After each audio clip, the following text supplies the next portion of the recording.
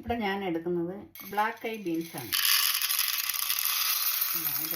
Black eye beans ഒന്ന് 2 cup. ഞാൻ നിറച്ച് വെള്ളം ഒഴിച്ചിട്ടുണ്ട് കുതിർക്കാനായിട്ട്. അങ്ങനെ നല്ലതുപോലെ പയർ കുതിർത്ത് കഴുകി റെഡിയാക്കി എടുത്തിരിക്കുകയാണ്. നല്ലതുപോലെ കുതിർന്ന് വന്നിട്ടുണ്ട്. ഇനി നമുക്കിത് പാചകം ചെയ്യാം. ഞാൻ ഇവിടെ ഒരു കുക്കർ എടുത്തിട്ടുണ്ട്. അതിലേക്ക് നമുക്ക് ഈ പയറിനെ ഇട്ട് കൊടുക്കാം. സോൾട്ട് ഇട്ട് കൊടുക്കാം. കുറച്ച് ശർക്കര കട്ടകൾ ഇട്ട് കൊടുക്കാം. ഇതിൽ ആവശ്യത്തിന് വെള്ളം ഒഴിച്ച് കൊടുക്കാം. 2 കപ്പ് വെള്ളം ഒഴിച്ച് കൊടുക്കാം. 500 ml. ഇനി ഇത് അടച്ച് വെച്ച് നല്ലതുപോലെ ഒന്ന് വേവിച്ചെടുക്കാം. അപ്പം കുറച്ച് വെള്ളം കൂടി പോവുകയാണെങ്കിൽ പ്രഷർ കുക്കറിലൂടെ ഇതിലൂടെ വെളിയിൽ വരത്തില്ലേ, അത് വരാതിരിക്കാൻ വേണ്ടി ഞാൻ കുറച്ച് ഓയിൽ ഒന്ന് ഇതിലോട്ടൊന്ന് സ്പ്രെഡ് ചെയ്ത് കൊടുക്കുകയാണ്. അപ്പോഴത്തേക്ക് ഒട്ടും വെള്ളമൊന്നും വെളിയിൽ പോകത്തില്ല.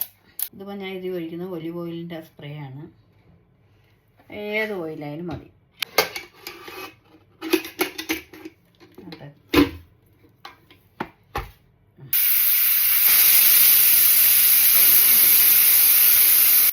കുക്കറിൻ്റെ അടപ്പിൽ ഓയിൽ സ്പ്രേ ചെയ്ത് കൊടുത്തില്ലേ, അതുകൊണ്ടാണ് ഈ ഒട്ടും വെള്ളം കണ്ട വരാനായിട്ട്.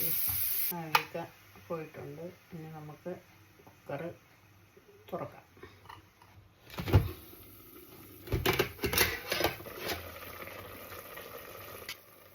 നല്ല വേവുള്ള പയറാണ്. 5 വിസിൽ ആയിട്ടുണ്ടായിരുന്നു.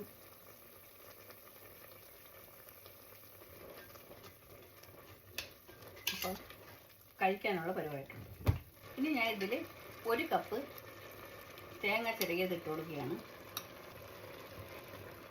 എല്ലാം കൂടെ ഒന്ന് മിക്സ് ചെയ്ത് കൊടുക്കുക. ശർക്കര ഞാൻ ഇട്ടത് പരുവായിരുന്നു, പിന്നെ ശർക്കര ഇടേണ്ടതില്ല. നോക്കിയപ്പോഴത്തേക്ക് നല്ല മധുരമൊക്കെ ഉണ്ട്. അങ്ങനെ വേവിച്ചെടുത്ത ബ്ലാക്ക് ഐ ബീൻസ് റെഡി ആയിട്ടുണ്ട്. ഇനി ഞാൻ ഇതൊരു സെർവിങ് പ്ലേറ്റിലോട്ട് മാറ്റി കാണിച്ചു തരാം. നല്ല ടേസ്റ്റാണ്. അങ്ങനെ നമ്മുടെ ബ്ലാക്ക് ഐ ബീൻസ് റെഡി ആയിട്ടുണ്ട്. സൂപ്പറല്ലേ? നല്ല ചൂട് പോണം. ചെറിയ നാളികേരം 1 കപ്പിട്ട് നല്ല ശർക്കര എല്ലാം ഇട്ട് വേവിച്ചെടുത്ത ബ്ലാക്ക് ഐ ബീൻസ് സൂപ്പർ.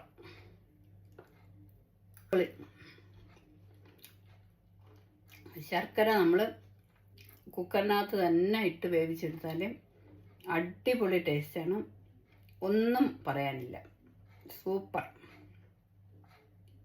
അടുത്ത നല്ല ഡിഷുമായിട്ട് ഞാൻ ഉടനെ എത്തുന്നതാണ്. എല്ലാവർക്കും നന്ദി, നമസ്കാരം.